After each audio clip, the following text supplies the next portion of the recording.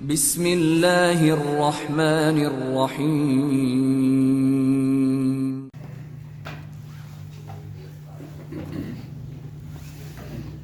بسم اللہ الرحمن الرحیم. سورۃ النبا آیت نمبر 15 تک ہم پڑھ چکے ہیں. اس کے بعد اللہ تعالیٰ کا فرمان ہے اعوذ باللہ من الشیطان الرجیم وجنات الفافا. اور جنات، جنت باغ کی جمع ہے، وجنات اور باغات، الفافا گھنے لپٹے ہوئے. یہ ملفوف سے جیسے لفافہ ہوتا ہے نا، مطلب آپس میں ملے ہوئے، گھنے گہرے. گھنے کا مطلب گہرے، بہت زیادہ ایک دوسرے کے ساتھ جیسے لپٹی ہوئی شاخیں ہوتی ہیں. تو وہ پانی جو نچڑنے والی بدلیوں سے اللہ تعالیٰ نے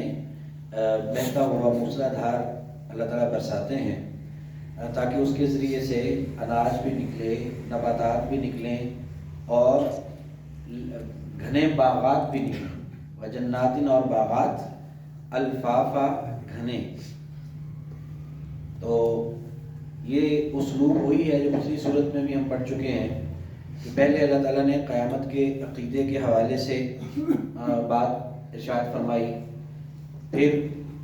جو قیامت کو پر یقین نہ کرنے والوں کو دنیا میں اپنی قدرت کے بکھرے ہوئے مظاہر کی طرف ان کی توجہ دلائی کہ دیکھو میری کتنی بڑی بڑی قدرتیں ہیں اور ان کے ہوتے ہوئے تم میری اس قدرت کا کیسے انکار کر سکتے ہو کہ میں دوبارہ پیدا نہیں کر سکتا. تو جب جو ذات اتنی بڑی قدرتوں والی ذات ہے تو اس کے لیے پھر ایک انسان کو جو پہلے ایک دفعہ بنا اس کو دوبارہ اس طرح سے بنانا اس مالک کے لیے کیسے مشکل ہو سکتا ہے. تو یہاں بھی وہ دنیا کے اندر بکھرے ہوئے اللہ تعالیٰ کی قدرت کے مناظر ہیں اور مظاہر ہیں، ان کا تذکرہ کرنے کے بعد پھر اس کائنات کی اور دنیا کے خاتمے کی طرف اللہ تعالیٰ پھر اس منظر کو، قیامت کے منظر کو بیان فرماتے ہیں کہ ان بے شک، یعنی ہے یہ بات کہ یہاں پر بڑے مطلب رات ہے، دن ہے، مضبوط آسمان ہے، سورج ہے بڑا روشن، بادلوں سے پانی برستا ہے، یہاں اناج، سبزہ اور باغات، لیکن یہ سب کچھ عارضی، ناپائیدار اور یہ محض ایک دھوکے کا سامان ہے یہ ساری دنیا. اور ان بے شک یوم الفصل، دن فیصلے کا، یوم دن الفصل فیصلے کا دن، کانا ہے میقاتا، میقات مقرر وقت، میقاتا مقرر وقت، یعنی ہے فیصلے کے دن کے لیے مقرر وقت. ان بے شک یوم الفصل فیصلے کے دن کے لیے، کانا ہے میقاتا مقرر وقت. وہ کون سا دن ہے مقرر، وہ تو اللہ تعالیٰ نے نہیں بتایا، لیکن اس کی کیفیات بتائی ہیں کہ ہوگا کیا. یوم، اس دن، ینفخ، نفخ پھونک کو کہتے ہیں، ہوا پھینکنا. تو ینفخ پھونکا جائے گا، جس دن پھونک ماری جائے گی یا پھونکا جائے گا، فی الصور، صور میں. صور کیا ہے؟ وہ پھونکنی جو اسرافیل علیہ السلام کو اللہ تعالیٰ نے یہ ذمہ داری دی ہے کہ وہ پھونکنی اتنی بڑی ہے کہ اس میں اتنے سوراخ ہیں کہ جتنی آدم علیہ السلام سے لے کے قیامت تک آنے والے انسانوں کی روحیں، اور بہت بڑی بھی ہے. اور نبی کریم صلی اللہ علیہ وسلم نے فرمایا کہ میرے آنے سے پہلے اسرافیل علیہ السلام وہ پھونکنی جو تھی اس کو کھڑا کر کے اس کے ساتھ ٹیک لگا کے کھڑے ہوئے تھے، اس انتظار میں کہ جب مجھے اللہ تعالیٰ حکم دے گا تو پھر اس میں پھونک ماروں گا. تو جب اب میں آ گیا ہوں، کیونکہ میرے بعد کوئی نبی اور رسول تو آنا نہیں، بس اب قیامت ہی آنی ہے، تو میرے آنے پر پھر اسرافیل علیہ السلام نے وہ پھونکنی جو ہے وہ اب ہاتھ میں اٹھا لی. جب بس قیامت آنے کو ہے تو جب اللہ کا حکم آئے تو وہ اس میں پھونک مار دیں. تو وہ دن وہ ہے کہ جس دن پھونکا جائے گا سور میں. اور یہاں اختصار ہے، ویسے جو دیگر آیات میں ہم پڑھ چکے ہیں کہ بعض اشاروں کے مطابق 2 نفخے ہیں اور بعض کے مطابق 3 نفخے ہیں سور میں جو پھونکے جانے کے. پہلا نفخہ جب قیامت برپا ہوگی اس وقت اسرافیل علیہ السلام کو اللہ تعالیٰ حکم دیں گے اور اس میں پھونک ماریں گے اور وہ بہت تیز چیخ ہوگی اس آواز کی کہ جس کے ذریعے ہر ذی روح جو ہے اس کا کلیجہ پھٹ جائے گا اور ہر زندہ چیز جو ہے وہ مر جائے گی اور زلزلہ برپا ہو جائے گا پوری دنیا پہ اور پہاڑ ریزہ ریزہ ہو کر بہہ پڑیں گے اور سمندروں پر وہ جو ہنگامہ برپا ہوگا وہ پہلی دفعہ سور پھونکنے کے ساتھ ہوگا. اس کے بعد نیوکلیئر میٹ رہنی ہے 40 سال تک اور اس کے بعد پھر بارش کا برسنا, پھر دوسرا نفخہ اور اس دوسرے نفخے کے ساتھ تمام مدفون جو انسان ہیں ان کی روحیں ان کے جسموں میں لوٹیں گی اور پھر وہ کھڑے ہوں گے. پھر جو تیسرا نفخہ اس کا اشارہ قرآن پاک میں ملتا ہے اور بعض احادیث میں بھی, وہ اس وقت ہے کہ جب اللہ تعالیٰ اپنے فرشتوں کے ساتھ اور یعنی سارے وہ جو میدان حشر ہے وہ سجے گا اس وقت ہے اور اس وقت وہ سارے لوگ جو ہیں اس نفخے سے بے ہوش ہو جائیں گے اور اس بے ہوشی کے بعد پھر سارے جو ہیں آہستہ آہستہ ہوش میں آئیں گے. اور اس کے حوالے سے آپ نے فرمایا کہ سب سے پہلے میں ہوش میں آؤں گا اور لیکن میں دیکھوں گا کہ مجھ سے پہلے موسیٰ علیہ السلام بھی وہ ہوش میں ہی ہوں گے. آپ نے فرمایا کہ مجھے یہ نہیں پتا کہ وہ بے ہوش ہی نہیں ہوں گے یا وہ مجھ سے پہلے ہوش میں آ جائیں گے. غالباً اس میں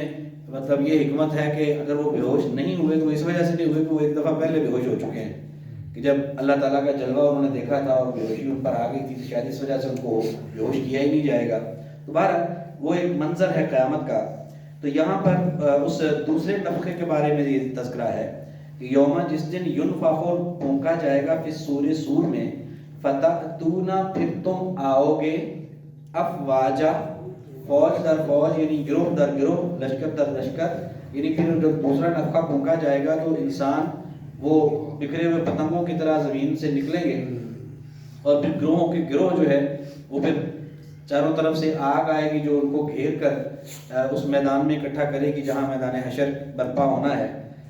تو وہاں پھر وہ لوگ جو ہیں وہ گروہ در گروہ لشکر در لشکر آئیں گے اس نفخے کے بعد. اور فتحت السماء فتحت کھول دیا جائے گا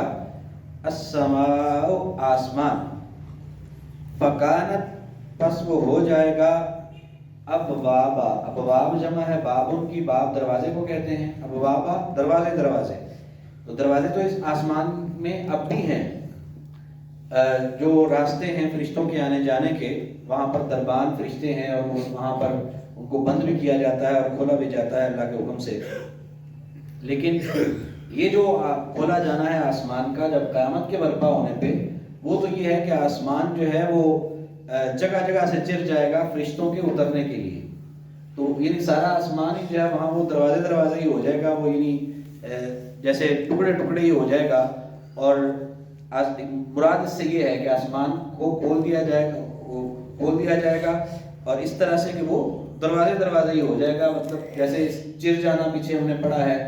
اور آسمان کا چر جانا, آسمان کا پھٹ جانا, تو وہ ٹکڑے ٹکڑے ہو جائے گا, پھٹ جائے گا اور ہر جگہ سے وہ دروازے ہی دروازے بن جائیں گے کہ فرشتے پھر وہاں سے نازل ہوں گے. ففتحت السماء اور کھول دیا جائے گا آسمان فکانت پھر ہو جائے گا ابوابا دروازے دروازے. وسیرت اور چلائے جائیں گے, یہ سیر سے ہے, سیر میں نے چلنا ہوتا ہے. سیرت اور چلائے جائیں گے الجبال پہاڑ. چلایا جانے کا کیا وہ جو گڑے ہوئے ہیں مضبوط ہیں کھڑے ہیں ایک جگہ پر, ان کو ہلانا مشکل ہے لیکن اس زلزلے کے ساتھ ان کو چلا دیا جائے گا, بہا دیا جائے گا, یہ ریزے ریزے ہو کر, اور بلکہ اس قدر وہ ان کی کیفیت محسوس ہوگی کہ جیسے وہ دھنی ہوئی روئی ہے, جیسے پیچھے ہم سورۃ القاریہ میں پڑھ چکے ہیں. تو یہاں فرمایا کہ چلا دیے جائیں گے پہاڑ. وسیرت اور چلائے جائیں گے الجبال پہاڑ فکانت پس ہو جائیں گے سرابا سراب، یہ بھی بڑا ایک یعنی ادبی لحاظ سے بہت ہی جامعیت ہے اس جملے کے اندر کہ پہاڑ جو کہ سخت اور ٹھوس چیز ہے وہ چلائے جائیں گے اور سراب بن جائے گا۔ سراب کیا ہوتا ہے؟ سراب ریگستان میں یعنی وہ گرمی کی وجہ سے جو اٹھنے والی بھاپ ہوتی ہے اس سے دور سے ریگستان میں محسوس ہوتا ہے کہ وہاں پر شاید پانی ہے، جب قریب جاؤ تو کچھ نہیں ہوتا،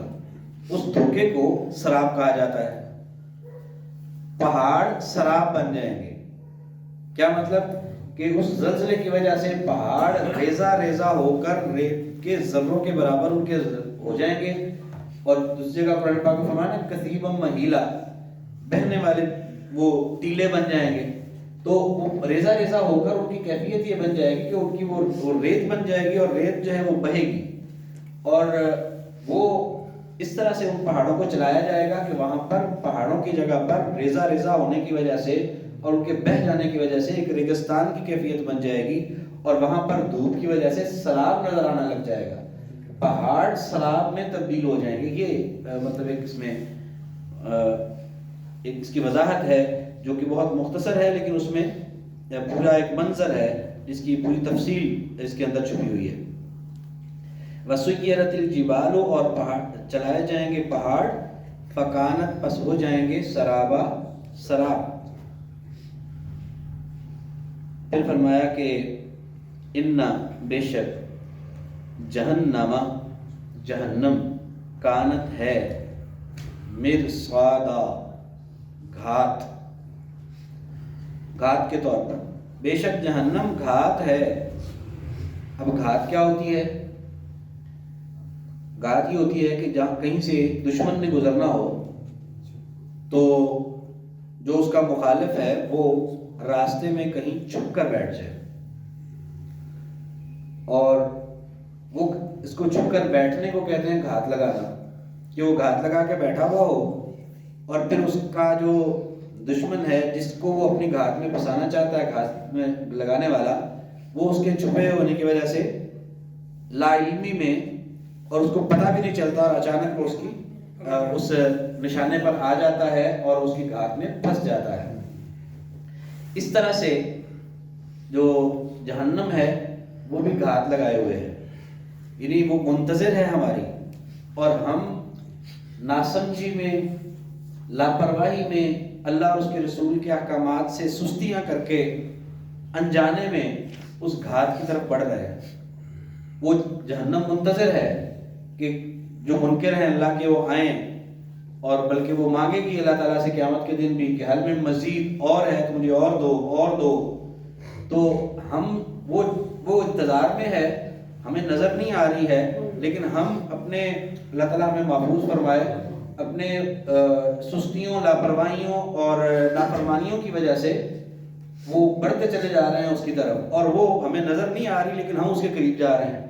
اور جب اچانک خدا نخواستہ اس میں پھنس جائیں گے تو پھر سمجھ آئے گی کہ یہ کیا بنا۔ لیکن اللہ تعالیٰ نے یہ ساری باتیں ہمیں پہلے اسی لیے بتا دی کہ ہم محتاط ہو کر اپنی زندگی گزاریں، کہ اس صورتحال سے ہمیں دو چار نہ ہونا پڑے۔ تو اِنَّا جہنم، بے شک جہنم، کانت ہے،